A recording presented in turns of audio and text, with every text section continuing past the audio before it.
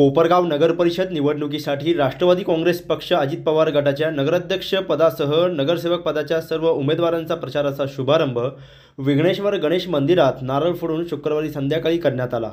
यावेळी डॉक्टर बाबासाहेब आंबेडकर मैदान येथे आयोजित प्रचार सभेसाठी राष्ट्रवादी काँग्रेसचे प्रदेशाध्यक्ष सुनील तटकरे, महिला प्रदेशाध्यक्षा रुपाली साकणकर आदींसह मान्यवर उपस्थित होते।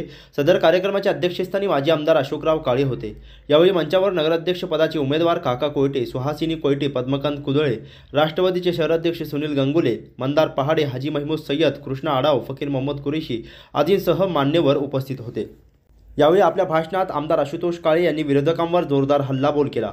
यावेळी आमदार काळे म्हणाले, 2016ला कोपरगावकरांना 23 दिवसाआड पाणी यायचे, आता 4 दिवसाआड पाणी मिळते। मी दिलेला शब्द पूर्ण करणार आहे। कोपरगावमध्ये अनेक विकास कामे झाली, विरोधकांच्या पायाखालची वाळू सरकली। ही त्यांच्या अस्तित्वाची लढाई आहे। कोल्ह्याला द्राक्ष आंबट असतात, मात्र इथे कोल्ह्याला काका आंबट झाले, अशा शब्दात आमदार काळेंनी कोल्ह्यांवर जोरदार निशाणा साधला आहे।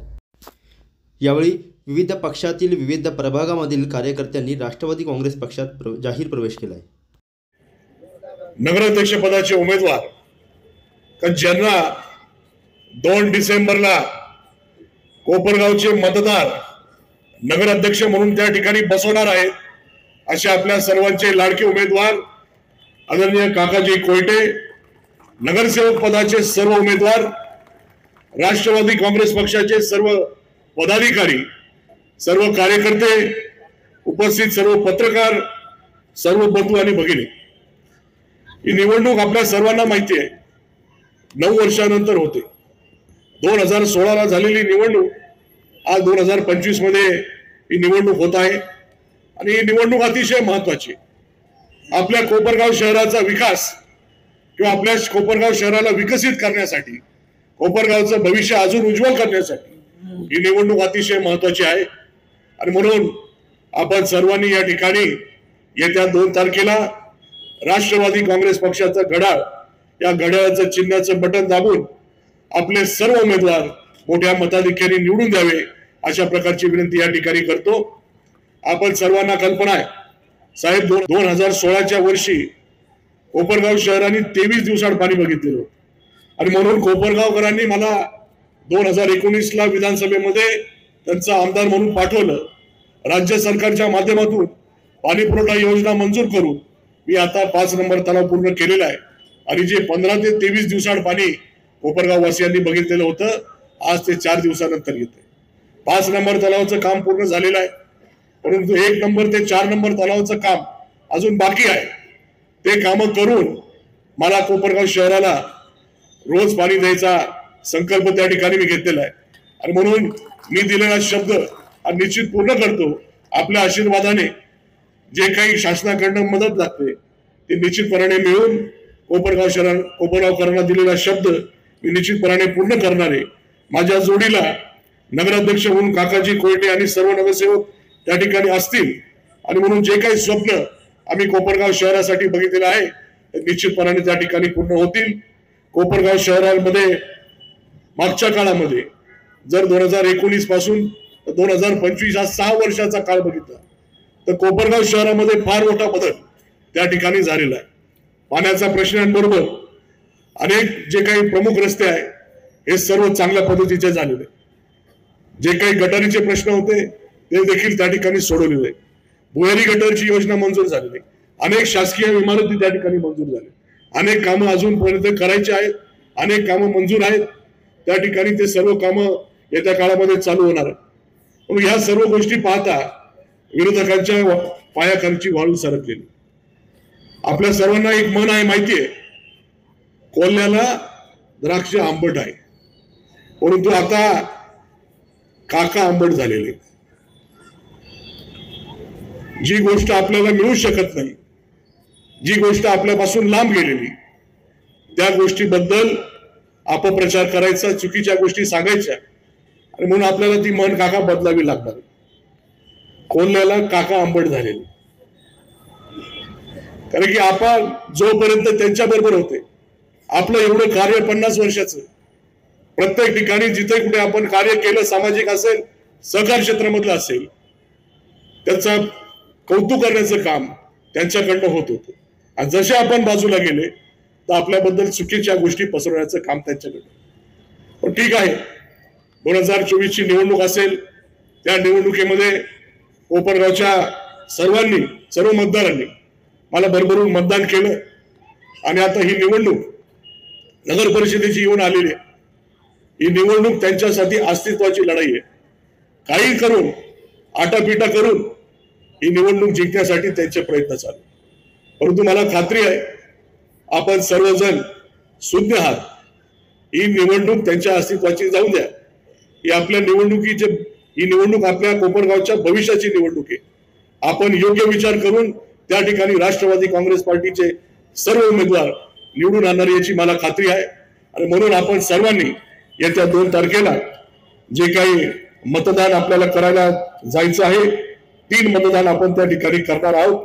तर 3ही मतदान राष्ट्रवादी काँग्रेस पक्षाचं घड्याळ चिन्हाचं बटन दाबून निश्चितपणाने आपण सर्व उमेदवार निवडून आणावे एवढी या ठिकाणी विनंती या निमित्ताने करतो. आपल्या सर्वांना रुपालीताई आणि तटकरे साहेब यांचे विचार या ठिकाणी ऐकायचे आहे. म्हणून मी माझं भाषण या ठिकाणी आटोपत घेतो आणि आपण मोठ्या संख्येने या ठिकाणी उपस्थित झाले. एक अजून विषय म्हणजे आता सगळ्या गोष्टी झाल्या. फॉर्म भरायची मुदत संपलेली आहे, छाननी झालेली आहे, छाननीमध्ये कुठल्याही प्रकारची हरकत नाही आणि या चुकीच्या पद्धतीने आता कोर्टामध्ये जाऊन काकांच्या विरुद्ध त्या ठिकाणी केस दाखल केली आणि तारीख लगेच उद्या ठेवलेली.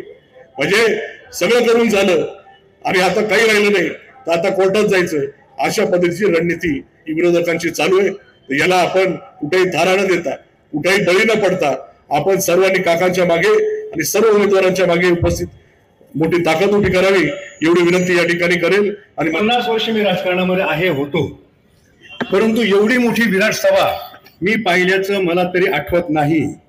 आंबेडकर पुतळ्यापासून अहिंसा स्तंभापर्यंत जी गर्दी असते ती सभा यशस्वी झाली आणि ती सभा विजयाची असते असं समजलं जातं. त्याच्यामुळे आजची सभा विजयाची आहे असं समजायला काही हरकत नाही. मला या ठिकाणी अनेक गोष्टी मांडायच्या आहेत, परंतु व्यासपीठावर प्रदेशाध्यक्ष आहेत, रुपालीताई आहेत, त्यांचे विचार आपल्याला ऐकायचे आहेत. मी फक्त सुनीलजी तटकरे साहेब यांना आभार यासाठी मानतो की मी अनेक वर्ष राजकारणापासून बाहेर असताना सुद्धा आपण मला राष्ट्रवादी काँग्रेस पक्षामध्ये सामावून घेतलं. आपल्या राज्याचे उपमुख्यमंत्री आणि अर्थमंत्री अजितदादा पवार यांनी मला बोलवून घेतलं पुण्यामध्ये आणि त्यांनी मला आदेश दिला की काका तुम्ही सहकारी पतसंस्था चळवळीत काम करता, तुमच्याकडे सहकार्याचं जे व्हिजन आहे तसंच व्हिजन तुम्ही कोपराव शहराकरता वापरा. एक व्हिजन डॉक्युमेंट तयार करा कोपरावचं आणि आशुतोष दादांच्या नेतृत्वाखाली तुम्ही माझ्याकडे या, पाहिजे तेवढा मी निधी देईल, पण तिला अजिबात कमी पडणार नाही. आणि माझी उमेदवारी जेव्हापासून जाहीर झाली तेव्हापासून राष्ट्रवादी काँग्रेस पक्षात इन्कमिंग एवढ्या मोठ्या प्रमाणावर वाढलं आणि आजच्या विजयाची सभा ही त्याच्यावर शिक्कामोर्तब करणारी ठरणार आहे याबाबत मला काहीही शंका नाही. आणि मित्रांनो, विरोधकांच्या पायाखालची वाळू सरकलेली आहे, विरोधक घाबरलेले आहेत. याचा आत्ताच एक बातमी माझ्याकडे आली की त्यांनी माझ्या उमेदवाराच्या विरोधात न्यायालयात सुद्धा नावा दाखल केलेला आहे. जेव्हा समोरचे उमेदवार घाबरतात त्याची प्रत सुद्धा आशुतोष दादांकडे आलेली आहे. म्हणजे जनतेच्या मनातून मी आहे, जनतेच्या मनातून मला उतरवता येत नाही म्हणून काहीतरी कुटाळक्या करून ते आता कोर्टामध्ये गेलेले आहेत. त्यांच्या दाव्यामध्ये कुठलंही तथ्य नाही आणि त्यांनी आतापर्यंत जे काही काम केलेलं आहे, आशुतोष दादांनी जो काही निधी आणलेला आहे तर प्रत्येक कामामध्ये खोडा घालण्याचं काम केलेलं आहे, न्यायालयात जाण्याचं काम केलेलं आहे.